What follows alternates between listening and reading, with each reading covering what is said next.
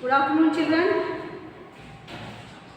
परसों हमने क्रिया के बारे में विशेषण पढ़ाया आपको, और कुछ मैंने क्या किया, क्रिया के बारे में आपको जानकारी दिया। क्रिया किसे कहते हैं और क्रिया में कितने भेद हैं, जो कर्म के आधार पर कितने भेद होते हैं, उनको मैंने आपको पढ़ाया। और उसमें पहला कौन सा है, सकर्मक क्रिया। सकर्मक क्रिया के बारे में मैंने पढ़ाया। बाद में आपको अकर्मक पढ़ाने के लिए कोशिश की, लेकिन समय हो चुका था। अभी देखिए अकर्मक क्रिया।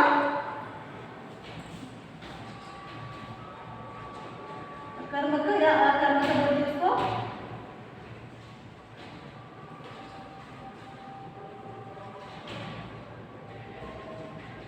तो किसे कहते हैं अकर्मक?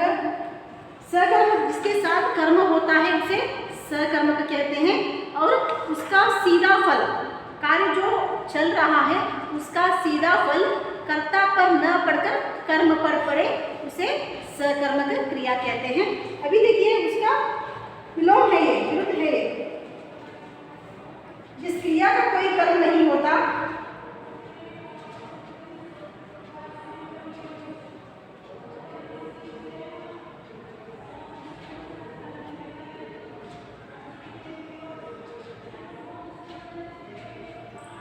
इस क्रिया का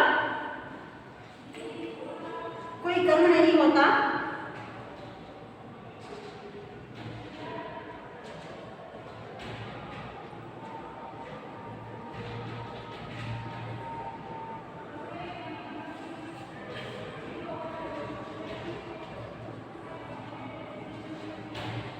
उसे अकर्मक क्रिया कहते हैं।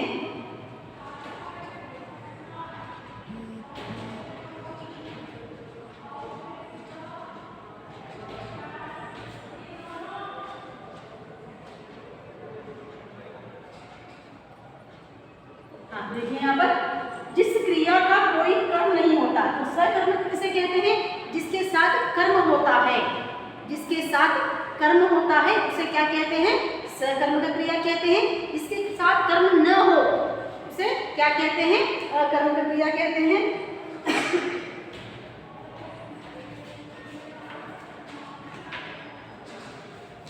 अजमा कर्मक,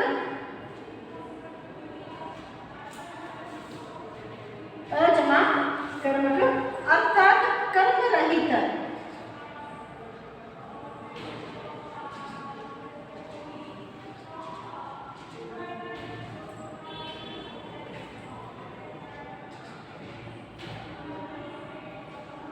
कर्म रहित अथवा कर्म के बिना।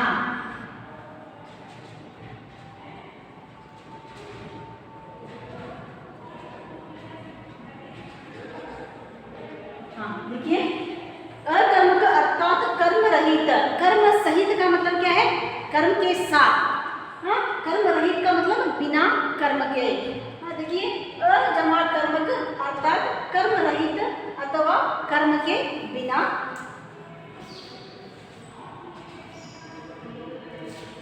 जिन क्रियाओं में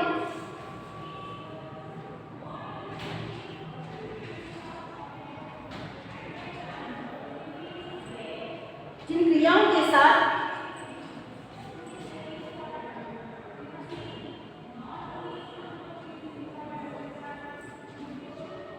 कर्म न लगा हो,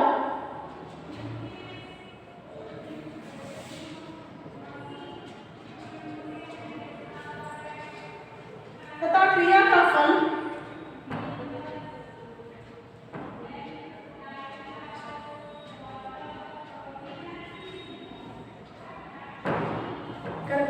क्रिया का फल कर्ता पर ही पड़े।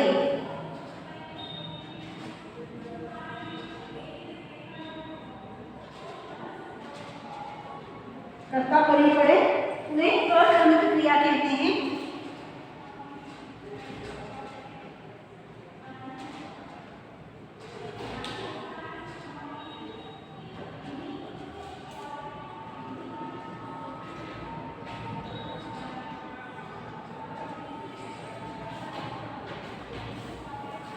देखिए यहाँ पर, जिस क्रिया का कोई कर्म नहीं होता उसे अकर्मक क्रिया कहते हैं। अजमा कर्मक अर्थात कर्म रहित, तो कर्म सहित उसे क्या कहते हैं? कर्म के साथ। कर्म रहित का मतलब बिना कर्म के, जिन क्रियाओं के साथ कर्म न लगा हो, जिन क्रियाओं के साथ कर्म न लगा हो उसे, तथा क्रिया का फल कर्ता पर ही पड़े। सकर्म क्रिया में क्या होता है? कर्ता का फल सीधा उन्हीं पर न पड़कर कर्म पर पड़े, उसे क्या कहते हैं? सकर्म कहा जाता है। लेकिन यहाँ पर क्या है? कर्ता का फल सीधा उन पर ही पड़े, उसे क्या कहते हैं? कर्मक क्रिया कहते हैं। तो आपको मैं लास्ट में समझाया था कि कर्ता किसे कहते हैं, कर्म किसे कहते हैं और क्रिया किसे कहते हैं। तो तीनों एक वाक्य में मैंने वाक्य के दौरान आपको क्रिया, कर्म और कर्ता तीनों के बारे में बताया था। तो कर्ता कौन है यहाँ पर? हाँ, जिसके दौरान कार्य हो रहा है, जिसके दौरान कार्य हो रहा है उसे कर्ता कहते हैं। कर्म किसे कहते हैं? जिसकी सहायता के कारण, इसकी सहायता से जो हो रहा है उसे क्या कहते हैं? कर्म। और क्रिया कौन सा है? जो भी क्रिया चल रही है, खाना, सोना, पीना, उठना, जागना, जो भी है क्रिया का जो भी शब्द है उसे क्रिया कहते हैं। जो भी कार्य चल रहा है उसे ही क्रिया कहते हैं। अभी देखिए, इसके लिए मैं कुछ आपको उदाहरण लिखाऊंगी।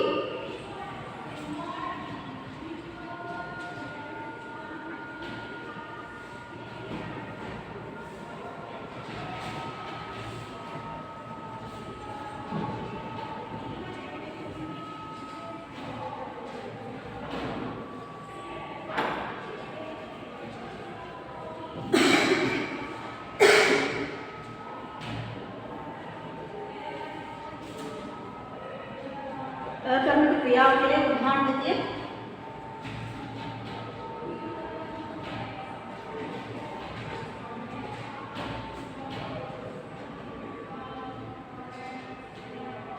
तैरना, कूदना,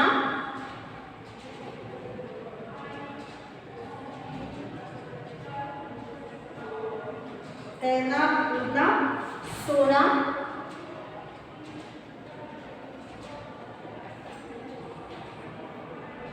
जागना, खाना, जीना, रोना, बरसना,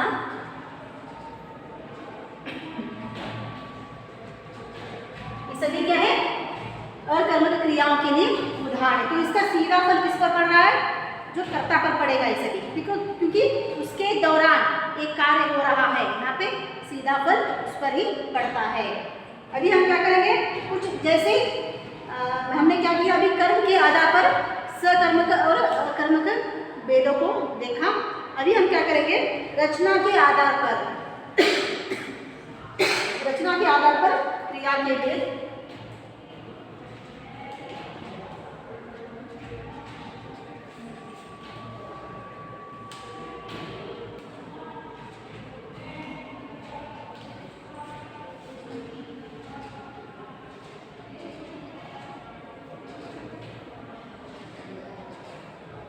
रचना के आधार पर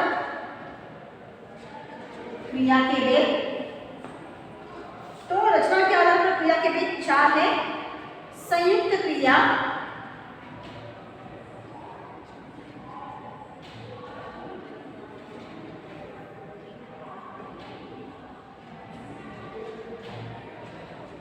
संयुक्त क्रिया, नामधातु क्रिया,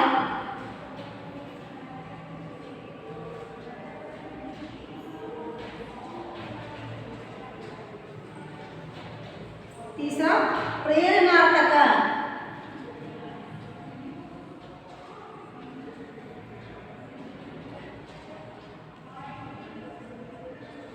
प्रेरणार्थक क्रिया। और चौथा देखिए पूर्वकालीन, पूर्वकालिक क्रिया।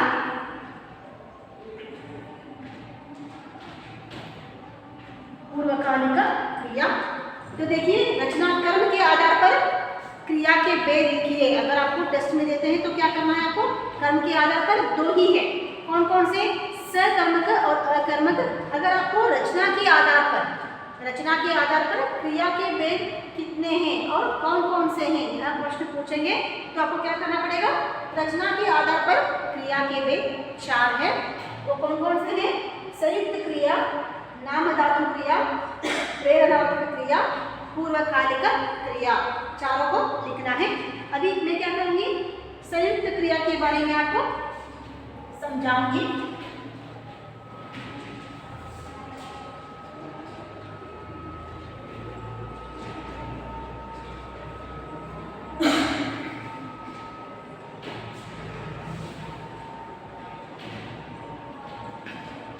संयुक्त क्रिया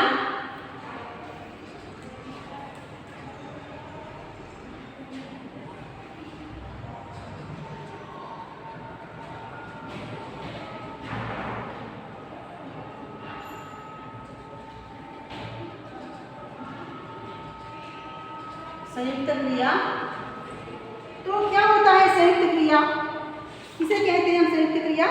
जो क्रियाएं संज्ञा दो या दो से अधिक धातुओं के योग से बनी क्रिया, हाँ, धातुओं के जो योग से बनी होते हैं उसे क्या कहते हैं, संयुक्त क्रिया कहलाते हैं। तो धातु का मतलब मैंने समझाया है, हाँ, धातु का मूल रूप को उसको धातु भी कहते हैं। तो देखिए जैसे बोल, वो क्या है, धातु है, बोलना उसे क्या कहते हैं, जो एक क्रिया के शब्द कहते हैं, सामान्य शब्द।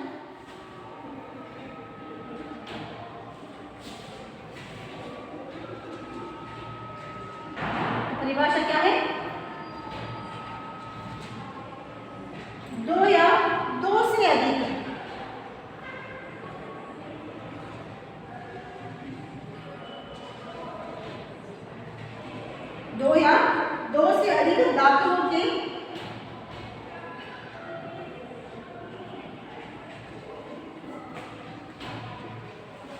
धातुओं के योग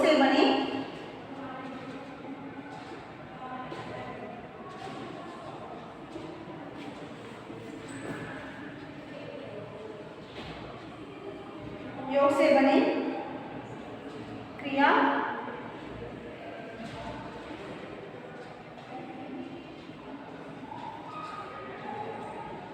संयुक्त क्रिया कहलाता है।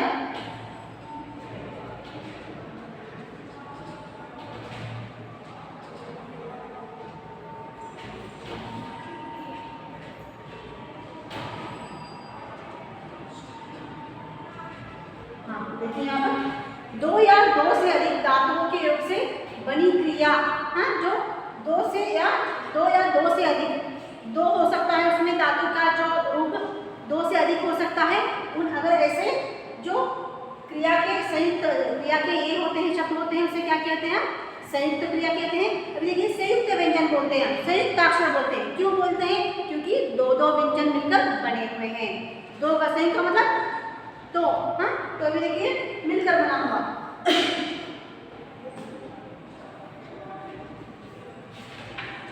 इसे देखिए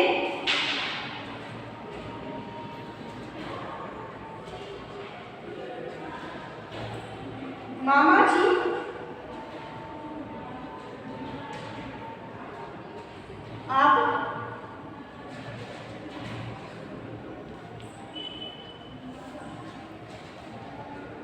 जी आप पाठशाला से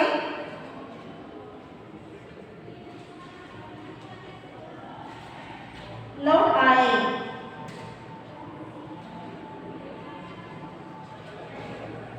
देखिए मामा जी आप पाठशाला से लौट आए। लौटना भी क्या है, क्रिया है, आना भी एक क्रिया है। लौट और आए, तो लौटना भी क्या है, क्रिया शब्द है, लेकिन नाम धातु शब्द, धातु का मतलब क्या है, लौट। लौट एक क्रिया धातु शब्द है, उसका सामान्य रूप क्या होता है, लौटना, हाँ, आए, हाँ, आना, तो क्या है, आना। ऐसे क्या है, धातु शब्द है जो ऐसे दो संयुक्त आए हैं, यहाँ पर दो संयुक्त दो धातुओं के योग से बनी हुई है, ये है वाक्य है। अभी देखेंगे दूसरा,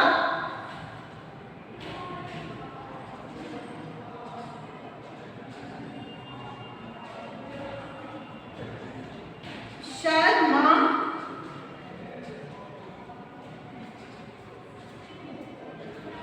बाजार,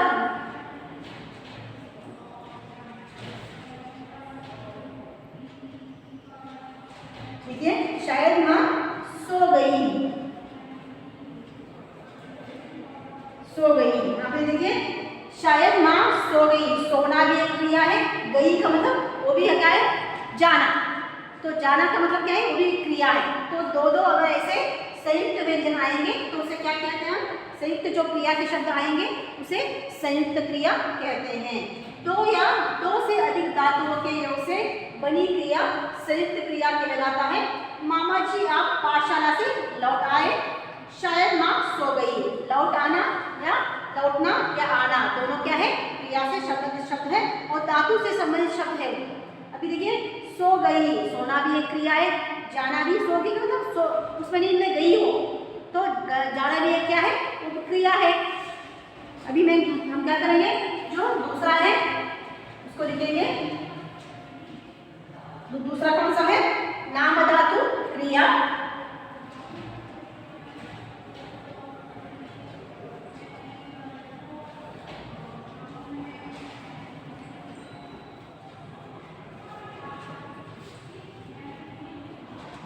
तीसरा दूसरा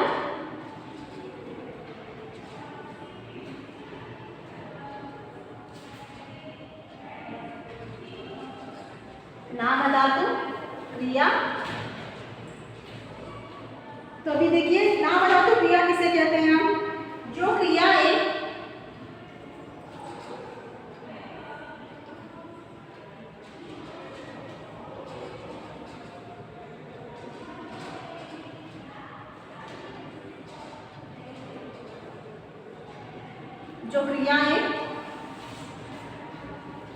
संज्ञा सर्वनाम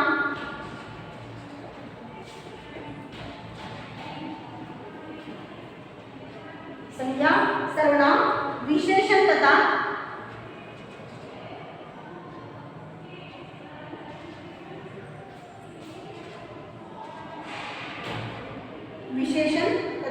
अनुकरणवाची शब्दों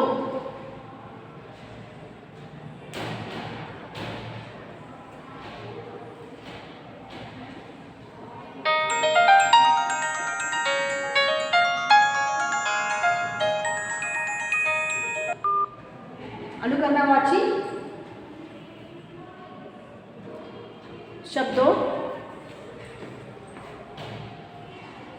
शब्दों से बनती है।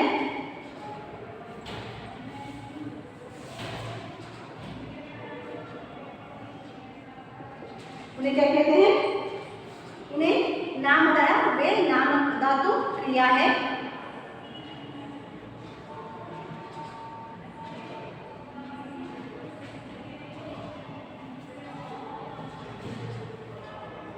देखिए यहाँ पर जो क्रियाएं संज्ञा सर्वनाम विशेषण तथा अनुकरणवाची, अनुकरण का मतलब किसी का अनुकरण करते हैं हम, अनुकरणवाची कहते हैं उसको। अनुकरण का मतलब अभी अगर कुछ कहता है कोई व्यक्ति तो उसका अनुकरण करते हैं, वैसे ही करते हैं हम, उसका नकल करते हैं, उसे क्या कहते हैं, अनुकरणवाची कहते हैं। ऐसे शब्दों से बनती है संज्ञा सर्वनाम विशेषण अनुकरणवाची शब्दों से जो बनती है क्रियाएं उसे नाम धातु क्रिया कहते हैं। देखिए मैं आपको समझाऊंगी, तो आप एक टेबल बना दो, जैसे मैं बना रही हूँ।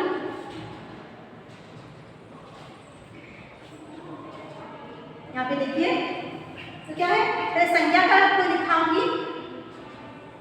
संज्ञा नाम धातु, संज्ञा नाम धातु शर्म, है शर्म, इसका नाम धातु क्या है, शर्माना, शर्म शर्माना। तो ये क्या है, शर्म का मतलब धातु शब्द है, इसका जो सामान्य रूप क्या बन गया, शर्माना।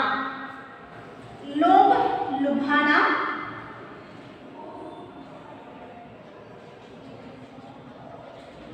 लोभ लुभाना, बात बतियाना,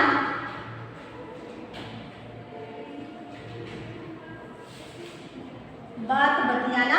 अभी देखिए जो सर्वनाम शब्द है, सर्वनाम शब्द और एक नाम धातु शब्द, ये देखिए सर्वनाम के शब्द कौन कौन से? अपना, अपनाना।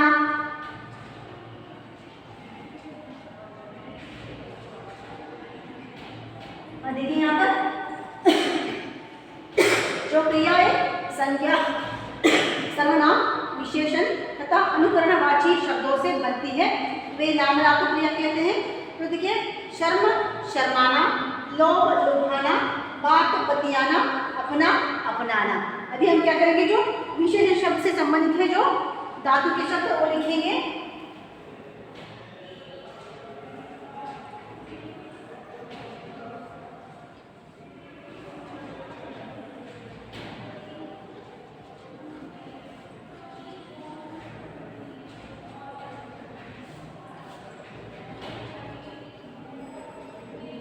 तीसरा देखिए, संज्ञा हो गया विशेषण, विशेषण शब्द, और एक और क्या है ये? नाम धातु, नाम धातु। तो विशेषण में देखिए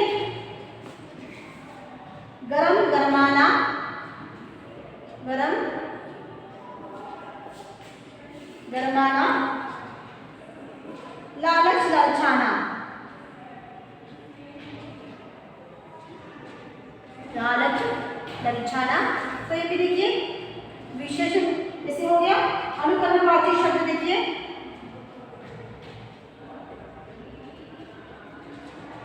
अनुकरणवाची शब्द और ये नाम धातु। अनुकरणवाची का मतलब क्या है? इसे देखिए किसी का अनुकरण करते हैं, नकल करते हैं, उसे अनुकरणवाची अनुकरण कहते हैं। तप, तप, तो एक क्या किया हमने? तप, तप। तप, तप का मतलब क्या है? तप, तपाना। तप, तप क्या है? एक शब्द है अनुकरण।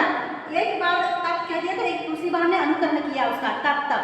तो ना अपने आप अनुकरण करना, तप, तप, तप, तपाना।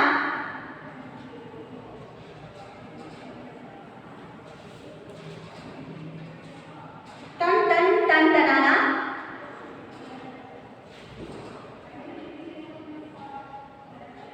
टन, टन, टन, टनाना। बड़, बड़, बड़बड़ाना। कितने बड़बड़ाते हो, बोलते हैं ना, कितने बड़बड़ाते हो तुम यार, ऐसे बोलते हो ना, बड़, बड़, बड़बड़ाना। ऐसे क्या है? अनुकरणवाची शब्द है। एक बार जो शब्द है तो दूसरी बार हम क्या करते हैं? उसका अनुकरण करते हैं। ऐसे तन, तप, तप, टन, टन, बड़, बड़, तप, तपाना, टन, टनाना, बड़बड़ाना। ये हो गया आपको नाम धातु के जो क्रिया के लिए उदाहरण। अभी हम क्या करेंगे? प्रेरणार्थक क्रिया। तीसरा कौन सा है? प्रेरणार्थक क्रिया।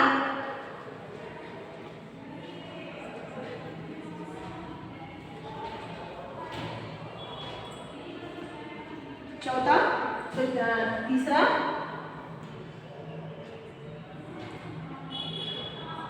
प्रेरणा का मतलब क्या है? मोटिवेशन बोलते हैं ना, मोटिव करना किसी को। प्रेरणात्मक क्रिया, उसकी परिभाषा क्या है?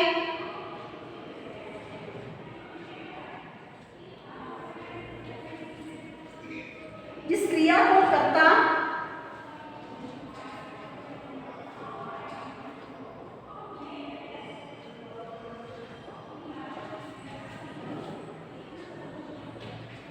क्रिया को कर्ता स्वयं न करके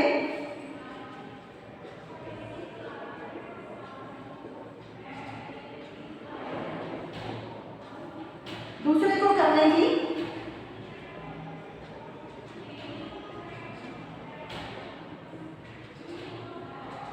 की प्रेरणा देता है।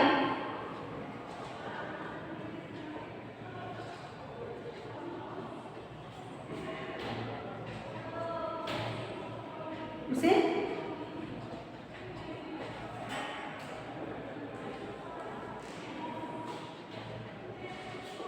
प्रेरणात्मक क्रिया कहते हैं।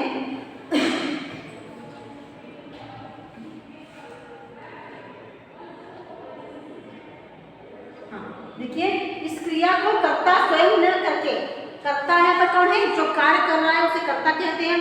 इसके जिसके द्वारा काम हो रहा है उसे कर्ता कहते हैं हम। तो देखिए इस क्रिया को कर्ता स्वयं न करके दूसरे को करने की प्रेरणा देता है, वह खुद काम नहीं करता, दूसरों को प्रेरणा देकर काम करवाता है, उसे क्या कहते हैं? प्रेरणार्थक। तो देखिए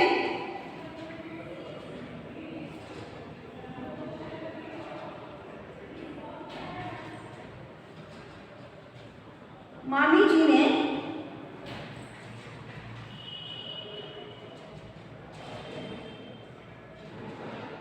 अरुण से सब्जी मंगवाई।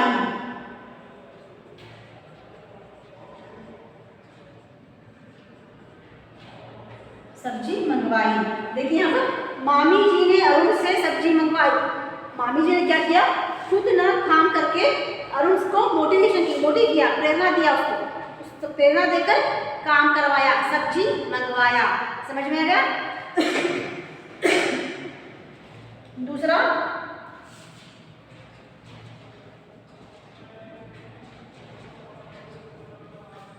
पिताजी ने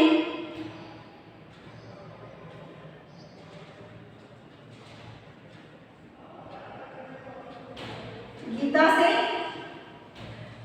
पत्र लिखवाया।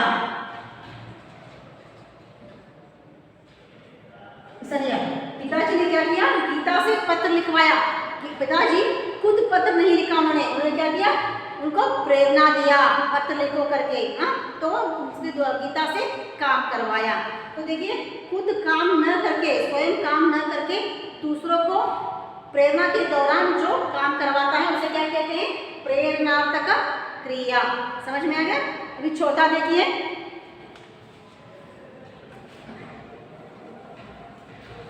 चौथा और आखिरी है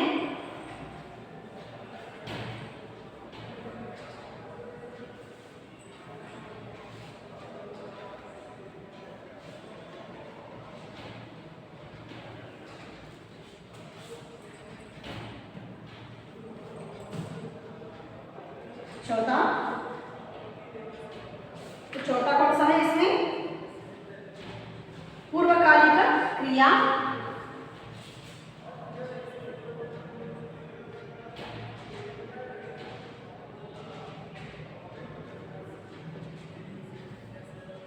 पूर्वकालिक क्रिया, तो उसकी परिभाषा क्या है?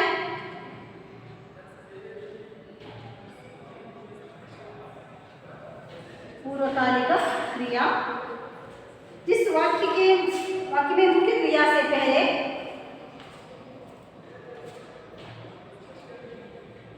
जिस वाक्य में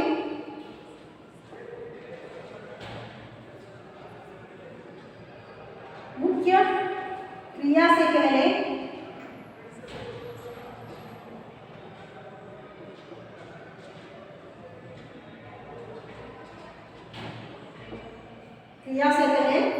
यदि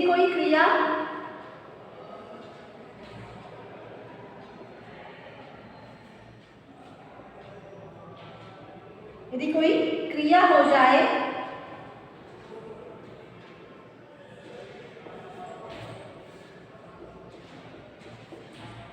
तो वह पूर्वकालिक क्रिया कहते हैं।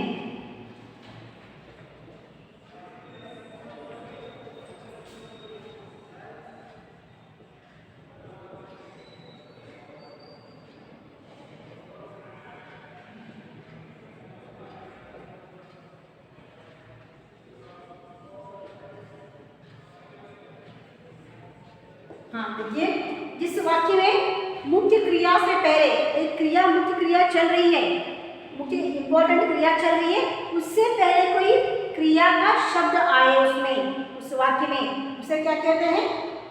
पूर्वकालिक क्रिया कहते हैं। अभी देखिए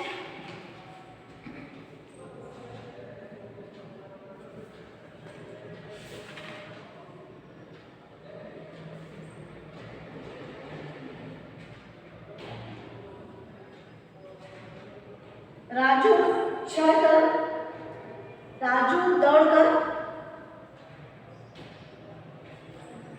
पेड़ पर चढ़ गया।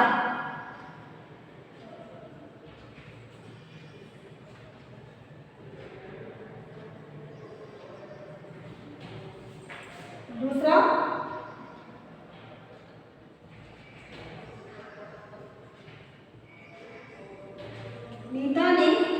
घर पहुंचकर, नीता घर पहुंचकर, नीता ने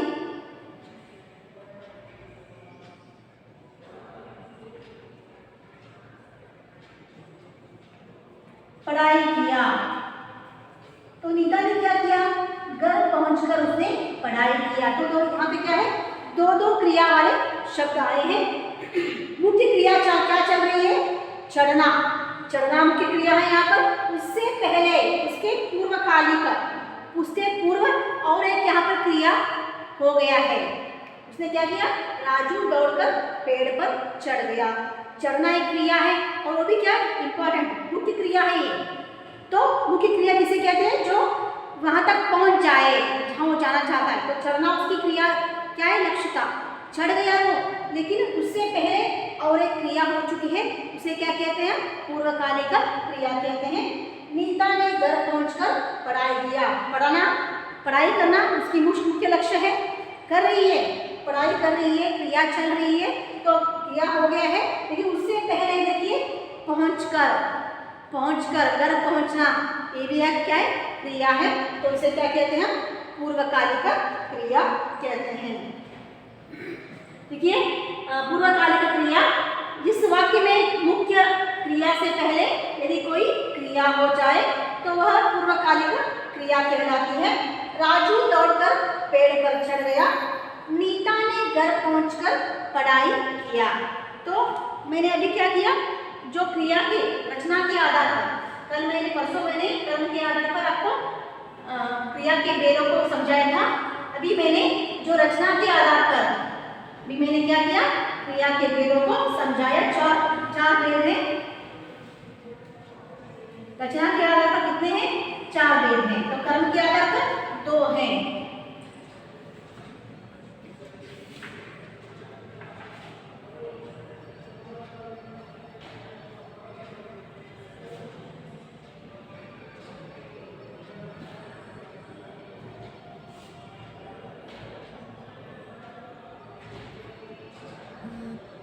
आपको आज का ग्रह कार्य,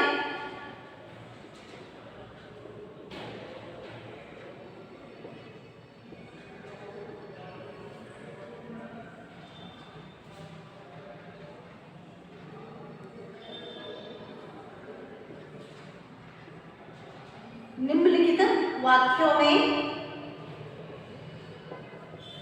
निम्नलिखित वाक्यों में से क्रिया शब्द चुनिए या छांटिए। क्रिया शब्द चुनिए,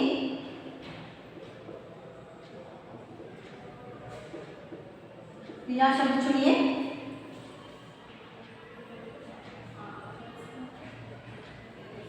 बच्चा सो गया। और दूसरा देखिए,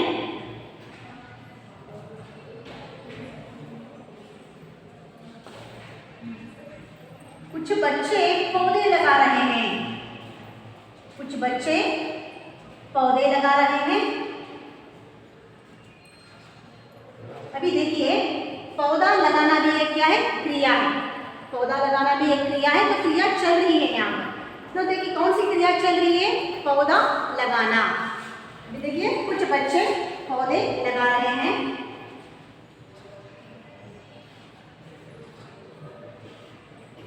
निम्नलिखित वाक्यों में से क्रिया शब्द चुनिए। बच्चा सो गया, कुछ बच्चे पौधे लगा रहे हैं।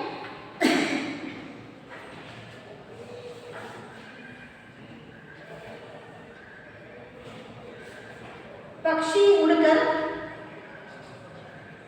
डाल पर बैठ गया।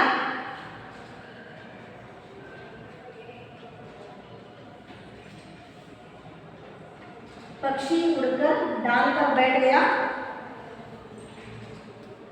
बच्चा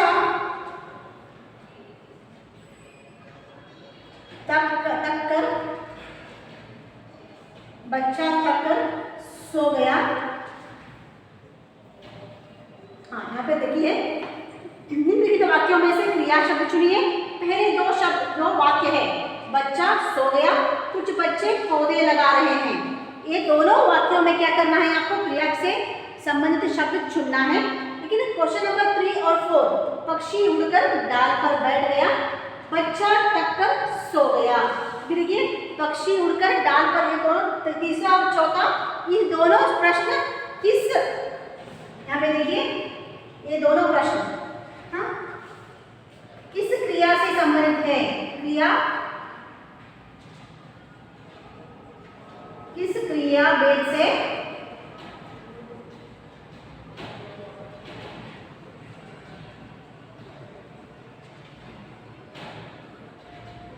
संबंधित है, नाम लिखिए।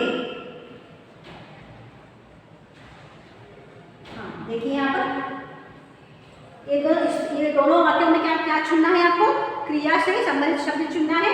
और इस दोनों वाक्य में जो तीसरा और चौथे में, ये दोनों वाक्य कौन से किस भेद से संबंधित, क्रिया भेद से संबंधित है, यह आपको नाम लिखना है। तो बच्चों आज का क्लास खत्म हो रहा है। देखिए क्रिया के संबंधित जो भी क्वेश्चन है, कुछ आपको समझ में नहीं आया तो क्लास होने के बाद आप मुझे कॉल करके पूछ सकते हो, तो अगली क्लास में मैं आपको फिर से समझाने की कोशिश करूंगी। अभी देखिए क्रिया तक मैंने क्या किया, पढ़ाया आपको।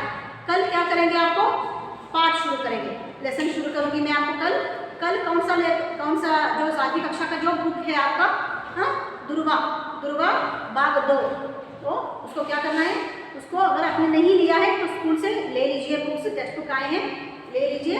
कल से मैं क्या करूँगी, आपको पाठ पढ़ाना शुरू करूँगी। क्रिया तक अभी मैंने पढ़ाया है, जो भी आगे का है, आगे का जो भी ग्रामर पार्ट है, तो बीच बीच में मैं क्या करूँगी, आपको पढ़ाऊँगी। तो अभी मैंने क्लास खत्म कर रही हूँ। धन्यवाद।